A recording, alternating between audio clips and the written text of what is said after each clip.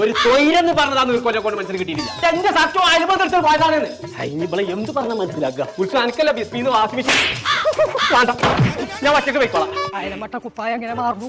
ആ ഇങ്ങോട്ട് വാ, അന്നക്കാ തന്നെ ഞാൻ നിൽക്കുന്നുണ്ട്. ആകെ മാറിക്കണു തവള, കുപ്പായം മാറി.